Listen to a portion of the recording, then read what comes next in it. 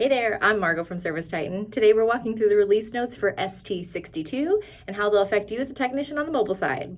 We've got lots of features today, so let's get going. First feature is very exciting. It's something you've all been asking for, automatically sending invoices. Now keep in mind, this is all set up on the office side, so they can set it up by business unit, job types, or even by specific technicians that it should always send it for. So make sure you're communicating with your office to understand when it's going to be sent out.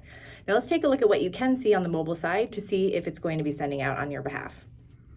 So as you can see here, there are different tags. So on this job for Tanya Wilson, there's a tag here that says, do not auto send invoice. So if you see that tag on one of your jobs, that means it will not automatically be sent. So if it's something you need to be sending out, that's your clue that it won't be doing it automatically for you.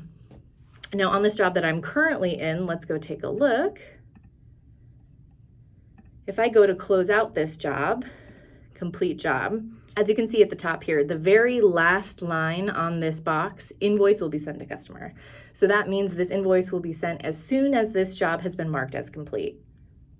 All right, the next feature we're going to look at are related to pieces of equipment. So we're going to go into the history tab, existing equipment. Now we've previously talked about how there is now a new filter here, so you can see installed equipment versus replaced equipment. So you can make sure you're seeing what's currently on the location when you're looking. We're just going to go into any of these things here, and now there are new custom fields that are just for equipment types. Once you click into the piece of equipment, go ahead and click the three dots in the top right corner, hit edit, and now you can see the custom fields that you're allowed to edit. So this new feature is allowing you to have custom fields specifically for equipment type. So in the top here, you can see that the equipment type is a furnace here. So on the office side, we created a furnace custom field. So you only need to fill this out if what you're looking at is a furnace. So now I could go in here into this and put things like filter sizes or something that is helpful only for furnaces. Hopefully that will keep things a little bit more organized so you don't have a ton of custom fields that aren't necessary for this certain type of equipment.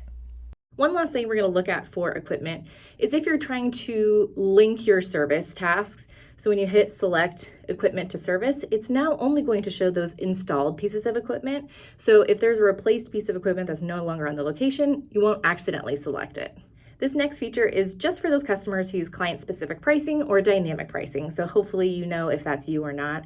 There's this calculate button here that usually you had to click every time you added new items. Now it's going to auto-calculate for you so you don't have to remember to select that button. Hopefully that just makes your day a little bit easier. One less thing you have to click. The last thing we're going to discuss is related to our knowledge base articles. So if your company ever linked you to these knowledge base articles, previously it was a little bit hard to read depending on the size of your tablet or your phone, but now we have made them as mobile friendly as possible. So now if you're on a tiny little phone or a huge tablet, it's going to be easier for you to read. So when you need to read these articles to understand what you're trying to do on the app, it's easy for you to understand. That's it for us today. Thank you so much for watching and have a great rest of your day.